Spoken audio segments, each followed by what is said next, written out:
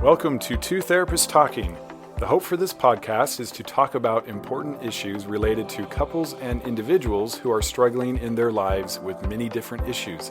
I'm David Thompson, a marriage and family therapist. And I'm Sherie Christensen, marriage and family therapist. Please join us as we explore these issues together, and we hope you will learn and be enlightened along the way.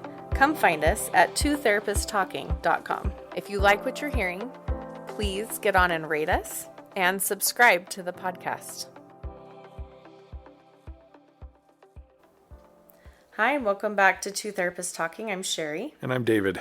And we have been going through the CSAT models for recovery roadmaps. So we have done a couple of episodes, 3 episodes on the addicts model. Yep. Right? Their roadmap. Their roadmap. We talked about a crisis and sobriety, integrity, intimacy, and growth, right? And their 8 tasks. So today we're going to start talking about the partner stabilization. Yep. So after betrayal trauma, as we're looking at this from a CSAT informed perspective, which is certified a sex addiction therapist, right? This is Patrick Carnes' model. So looking at how do we stabilize partner? How are you stabilized as a partner after betrayal trauma? What are the steps to stabilization and healing through that process? So the first thing that we have to do is safety. Safety first. Yep. So what does that look like, David? Well, safety first physically. If there's any behavior that puts you at risk physically from an STD or any kind of disease, then we've got to break off all physical contact with your partner. And sometimes we don't know, which is why it's not a bad idea once there's disclosure or discovery to just take a break. Unfortunately, sometimes partners may be putting you at risk and not sharing that. And so first, physical safety, but there's also emotional safety. And so sometimes the break isn't just physical, but there's time and space just to gain some emotional stability or security. Yeah. And we'll talk a little bit more about that because this is part of the steps. Right. So we want to stabilize first and then contain and support. And then we move into clarifying like what's going on, what we need, and then moving into healing. Yep. So betrayal trauma is a nervous system injury, right? This is where we see PTSD responses, things like that. So we have to prioritize at the beginning safety and stabilizing. And then we're going to move into support, and then you can kind of go from there to make major decisions and things like that. So we just want to stop the bleeding and take our time and be patient. If you remember, we have a steps to recovery that we've covered. And number 1 for the partner is to slow down and take your time and not feel rushed to do anything. I mean, you could say, the only thing you're rushed to do is to maintain safety. Yes. If there's threat or risk, again, especially physically, but you just need information. You've got to gather data. Right. You've got to know more about what's going on. And while you're doing that, we want you to have time and space a little bit cocooned off so that you can really take a look at things. Right. And make sure that you're doing the things that are safe, like physically for you, and also emotionally. But you need a lot of information before you can make decisions about what's actually going to happen and what you need and what the relationship is going to need. Because it's not just a matter of information, also intention is important. Right. And what does your partner intend to do? What do they want to do? This is going to be a process. And we've talked about this before too, but it fits now. Make sure that the support you have isn't pushing you towards major decisions. Right. Make sure your support is kind of in a wait and see pattern with you, and listening and providing, really good comfort that way, but not saying you need to get out of there, you need to divorce, you need to, maybe that will be the end result, but right now is not the time to try to figure that out. Right. Right. I think there are probably a few isolated incidents, right? More where that might be the case, right? If you're in a space where you are not physically safe Yeah. and there are other, there are things going on, whether your partner is, you're just finding out, oh my goodness, there is a lot of infidelity in a lot of space that's not safe, and maybe there's legal repercussions that are getting involved, Right. or you're not physically safe in other ways. We don't want to say, oh, you should never, make a major decision, or you should never, you should always wait and just give yourself tons of time and space to decide whether or not, certain decisions need to be made. There are definitely times that you need to leave and get out. However, for the majority, if we're looking at someone who just has a porn addiction, or even spaces where they may have acted out with other people, but there is a desire to shift and change that, and you don't have a lot of these other pieces involved, then certainly give yourself some time and space to decide how you want to move forward.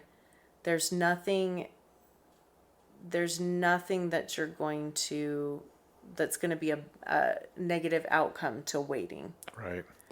right? Especially if you've already developed those safety things and you're taking that time and space, then it's not going to hurt anything to wait and to gather information and to see.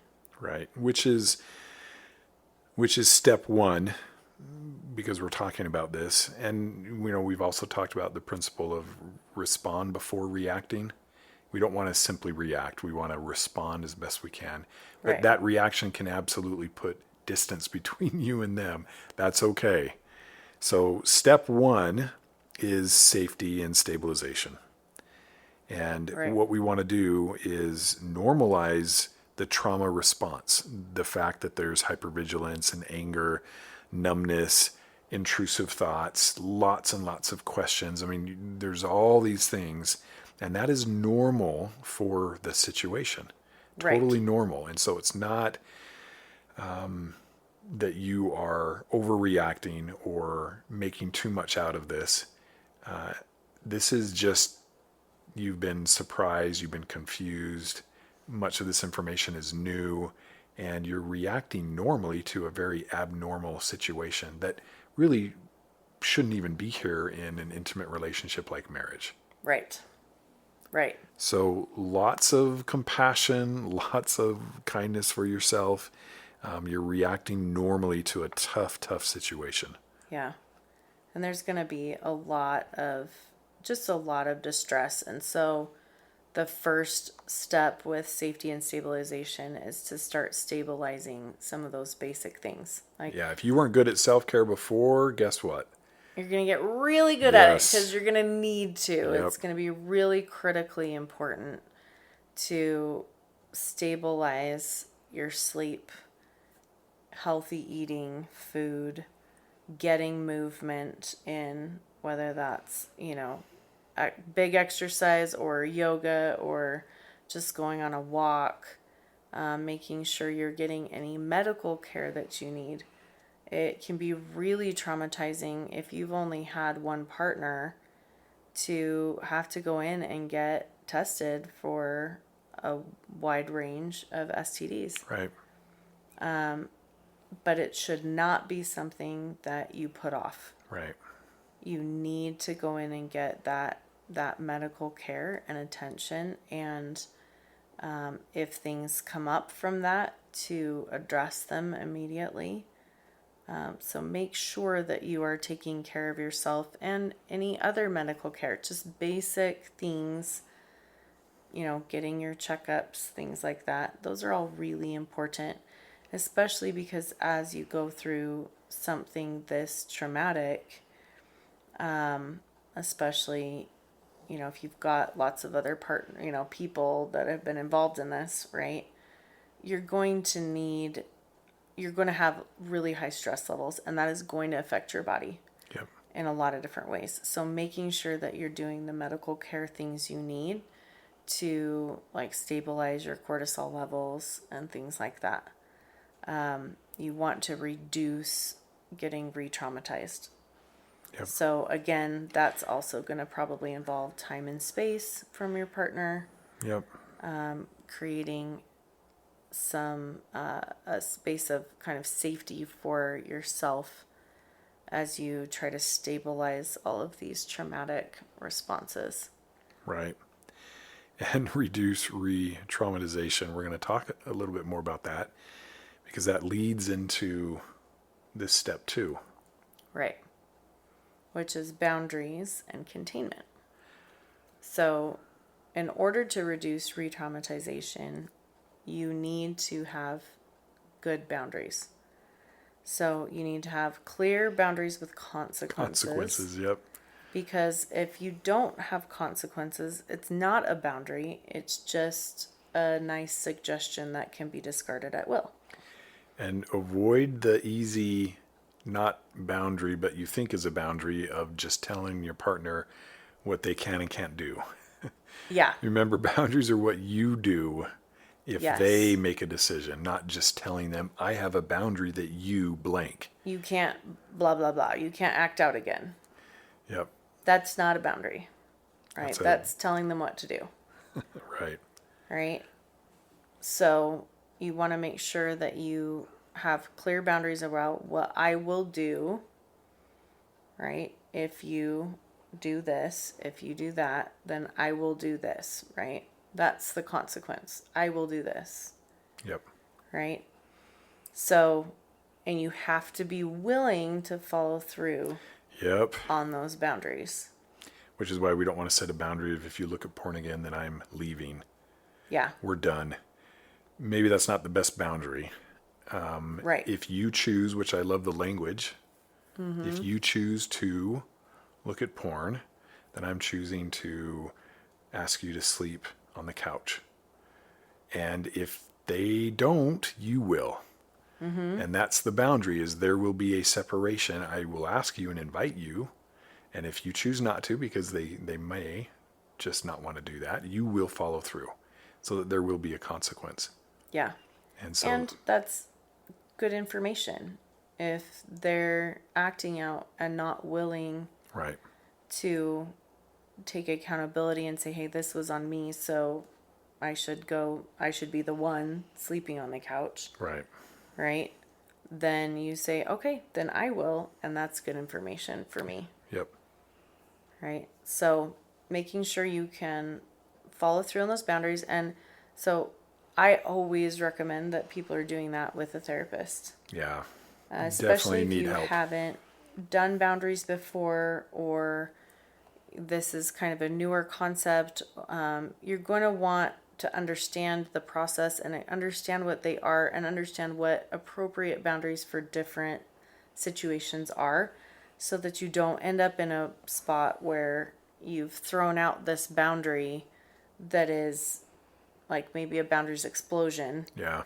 and is not a place that you intend on following through on. You're just saying that so that hopefully they will not ever do this thing again, right? You want to, boundaries are really important in relationships, in any relationship. And so you want to make sure you're doing it well in a way that's going to support relationship. Yep. And support, you being able to be in a healthy space and them being able to get to a healthy space. Yep. Right? Obviously, looking at porn again, and I'm totally out of the relationship is not realistic or helpful. So for either one of you, it's not. Yeah, for either again, one it's of not you. like they want to and they're trying to get away with stuff. Right. I mean, at this point, it's far more likely that they're struggling to not, but they want to save the marriage or the relationship. Right. They're just needing to go through their process of learning how to do that too. Right. If you see that as a space where they are addicted, it is not useful to say one and done, Yeah. we're out, because it's an addiction and they have to learn how to manage that, how to regulate that, what's going on underneath. Like there's an entire whole processing Right. pattern that they have to kind of pull out of the subconscious and work through. So it's really, really important to set boundaries that are going to be helpful and useful for you to create safety and space and stabilization for you while they go through their process of figuring out how to manage themselves. Yep.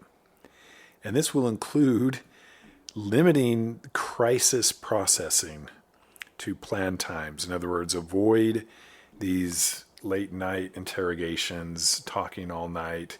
Yeah. It's just tough communication.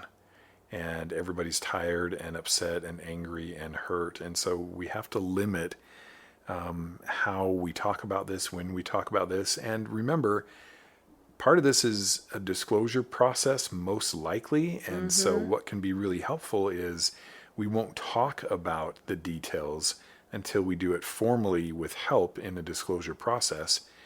And that should take a lot of pressure off to need to know everything and to have a lot of these just challenging conversations Right. at challenging times, feeling challenging emotions. Right. Ability to regulate is going to go way down. And so the Yeah. effectiveness of these conversations go way down.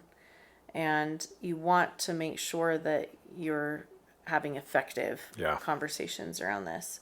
Which And often so- means a lot of therapeutic Yes. kinds of conversations. You probably need help to get through this and to know how to Absolutely. talk about it, when to talk about it, and all of this.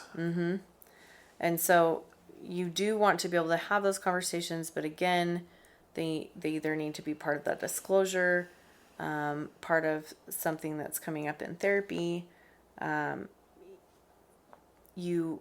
You do want to have enough information in that stabilization or that separation space in order to create what you need for you while that disclosure process happens, because sometimes that disclosure process can take a while. Yeah.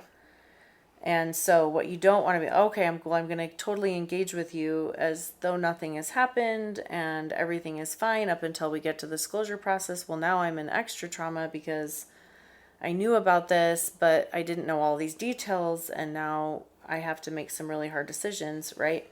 So you want to make sure that you're working well with the therapist and with your partner on having good boundaries around, safety and space in like hand in hand with the process of having some information, but like then being able to like limit a lot of these really big explosive crisis processing Yep. moments. Yeah. Middle of the night conversations for sure. Yeah. So you can say, oh, wait, hang on, because that's about, like, I thought I was setting boundaries with my partner around things that they, like, I don't want them doing, or I'm going to do X, Y, or Z. But this is a boundary that you need to have in the relationship that is for both of you. Right. So both of you need to be aware that this is a boundary for the relationship, that we're not going to do late night crisis,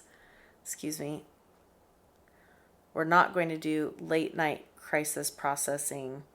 We're not going to have interrogation sessions. We're not going to, and that might feel a little bit more distressing to you because, again, often with this trauma, the brain wants to just, if I can just get every tiny piece of information, Right. and if I can just go, then I'm going to feel more safe. And that isn't necessarily the case. And it can actually cause a lot more trauma down the line. Yep. And so it's important to recognize that, and to recognize that as a therapist, like I've definitely had spouses, partners get upset with me for saying, hey, no, we're not doing that. Yeah.